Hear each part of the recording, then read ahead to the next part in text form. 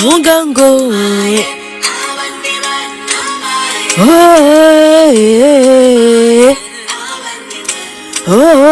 ntukajye uvuga ngo barimo gutibira,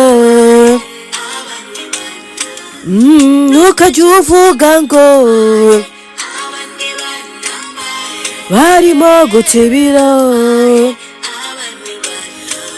Koresha ciya sidi nawe uratibira ushaka, ujye kuri taye twagiye ngwino, ntukajye uvuga ngo maye abandi bana barimo gutibira. ngombaho ubuhamya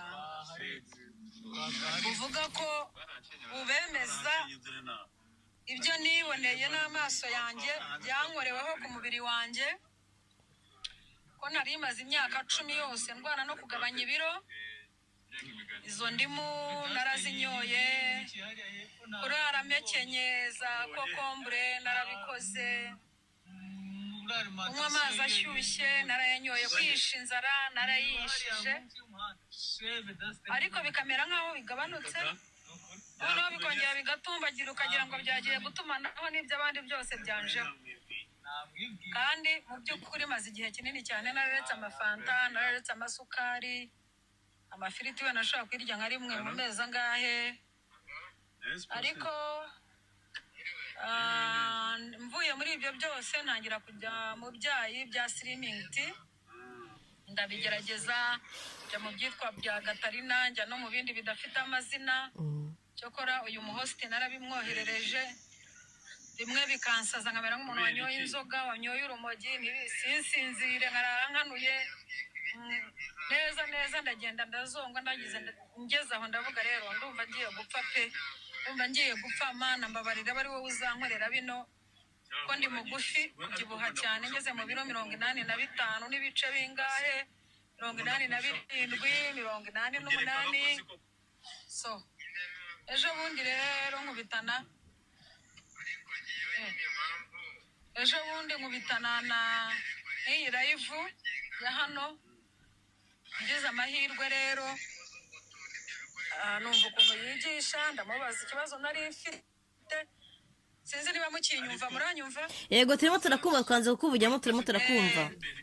Noneho rero ndavuga rero reka mbitangire, kuko nanjye ciya sidi nayo narazikoresheje, ariko nzikoresha nabi, nkakoroga mu gikombe nkahita nywa, ariko zo ntabwo nari nzi ko zigabanya ibiro, mu by'ukuri nazinyweraga ibindi bintu. So noneho rero nkubitana n'umuntu uvuga ngo ciya sidi kugabanya ibiro ugashyira mu mazi menshi, aratwigisha nyine yuko tuzinywa muri empty stomach mu gitondo, saa sita ukazinywa maze kurya, nimugoroba ukazinywa ugiye kuryama. Bya bintu by'ubwonko bwari bwarajagaraye nazinyweyeho bwa mbere, umunsi wa kabiri, umunsi wa gatatu barabizi nabahaye ubuhamya ko natangiye gusinzira nk'akabebe. Ibyo ngibyo ntabwo nakwibeshyera, kuko n'uwo mumama ntabwo muzi, ntacuruza ngo arashaka gucuruza, ubwo ndagira ngo abafite impungenge wenda babashyitsi baje uyu munsi banyumve neza. Natangira ndasinzira, umutware wanjye amaze kubona ko nsinzira nawe aratangira arazinywa, wumva turasinzira. Cyokora icyo zadukoreye ni uko umuntu atakibasha kubyuka saa 9. urumva ndasinzira, maze kubona ukuntu nsinziriye nari ngiye gupfa, narabaye nk'umusazi.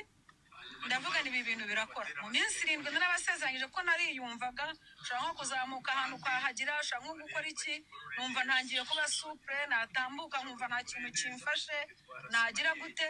Ubu natangiye kwambara imyenda nari narasize mw'abantu. Ejo bundi naripimye nsanga ntakaje ibiro 3 mu cyumweru kimwe. Mu by'ukuri ndimo nayinyoye umunsi umwe, ntabwo nongeye kwingo ko narayinyoye nkumva iramparagata, kuko bya bintu byari byankoze nabi narabimubwiye, byo nari nanyoye byari byankoze nabi mu nda, byazanyemo ama acidi. So nshyize n'indimu numva irandya, indimu ndayihagarika, naranaziguze ndazifite mu rugo ariko sinzinywa.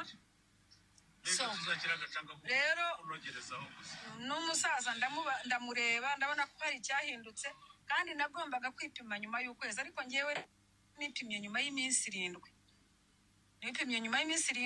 usanga natakaje ibiro 3 kandi noneho ntabwo ziguhurutura kwa kundi ngo ugenda uzana iminkanyari ukora ikiwoya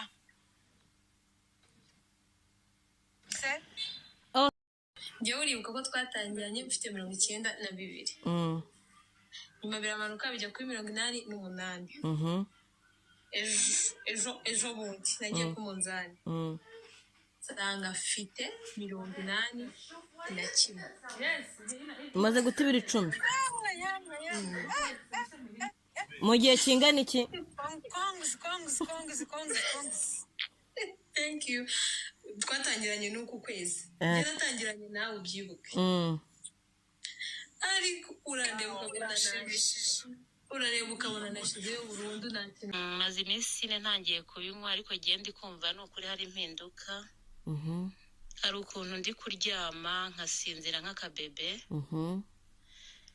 naryamaga nkumva mfite umunaniro mwinshi mfite ibiro 93 pima metero 1 na santimetero 60 ariko nyine numvaga ahantu hose mbese mbabara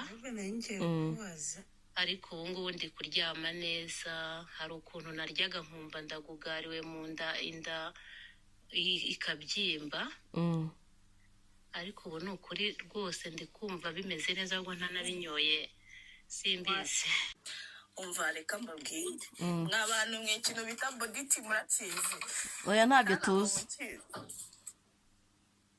umva bundajya ari gushira nkavuga se wa mana we ibi ni ibiki biri kumbaho ahandi nyine umuntu wese ari kubireba wese wa mwana we yangungura iri kujya he urumva nyine umaze igihe kingana icyo uzikoresha? ibyumweru 2 ndumva ari ibyumweru none ibaze niba ibyumweru 2 inda yawe yatangiye kugenda bikaba bigaragara amaso numara ukwezi bimeze bite? nyine mu maso y'abantu nabo bakabibona akavuga uti se wa mwana we byakugendekeye bite komerezaho urumva ko ibyiza biri imbere si bite? byiza uje gutanga ubuhamya cyangwa uje kubaza ikibazo? mfite ubuhamya. Okay, tubwire uko bimeze. Mba nawe mfite ubuhamya bwa Chiacide. Nazikoresheje guhera ku itariki 10 z'ukwezi kwa mbere. Njye natangiye mfite ibiro 72. Ejo rero nari mpimye nsanga mfite ibiro 66. Wow.